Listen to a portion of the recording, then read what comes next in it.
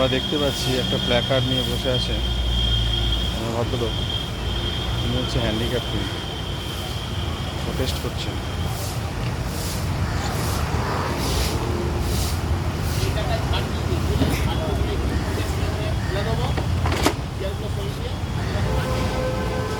আপনি এখানে কি করছেন? আমি গ্রীষ্মকালে অবস্থান বিক্ষোভ চলছে। আপনি কোথা থেকে আসছেন?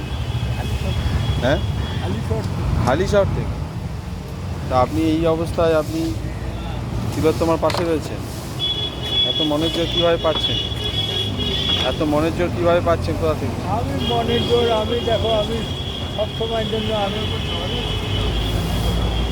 যেদিন বুদ্ধদেব ভট্টাচার্য মারা গেল, হালি শহর থেকে খবর পেয়ে সঙ্গে সঙ্গে চলে এসেছি। তাই? আপনার নাম কি? আমার নাম রবি দাস। রবি দাস। আচ্ছা আচ্ছা। তা কী মনে হচ্ছে, বিচার পাবে তিলোত্তমা? বিচার তো যতদিন বিচার না হবে ততদিনের আন্দোলন হবে। ততদিন আন্দোলন হবে, ততদিন আপনি থাকবেন?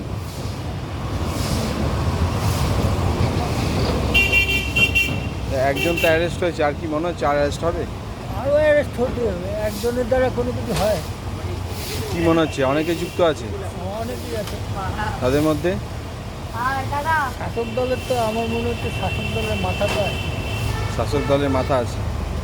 আচ্ছা, আর কেউ আছে? আরও অনেকে আছে। খবরে যা দেখাচ্ছে তো অনেকেই বড় বড় মাথা সব যুক্ত আছে, আপনিও তাই মনে করেন?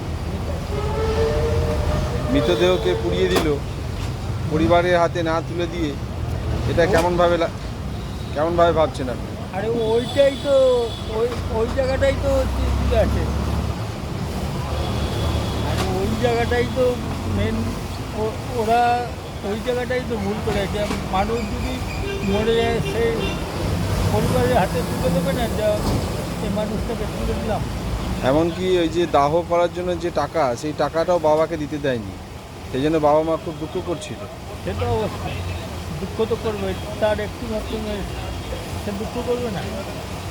এবং একটি মাত্র মেয়ে মানে একজন ডাক্তারবাবু মারা যাওয়া মানে কত পেশেন্ট মারা যাওয়া, 5-10 হাজার পেশেন্ট, মানে সে তো এতজনকে কিওর করতে পারতো, সুস্থ করতে পারতো। একটা কথা হচ্ছে কি, আমাদের আমাদের পশ্চিমবাংলা আর একটা পরাধীনতার দেখে গেল। কেন বুদ্ধদেব ভট্টাচার্য যখন মারা গেল, সেই দিনকে আমাদের ডিএফের নেত্রী মীনাক্ষী দ্বারা আর যুব নেত্রীরা যদি না থাকতো, সেই সব গাড়িটা ছিল, সেই সব গাড়ি ধরা পড়তো না, যারা আটকে ছিল বলেই ধরা পড়েছে।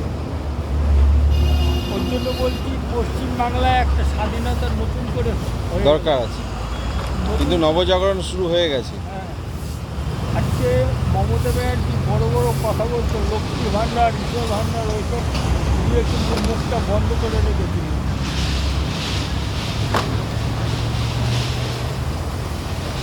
তা আপনি যে এখানে থাকছেন, খাওয়া দাওয়া কোথায় হচ্ছে? দাদা দিচ্ছে এরকম।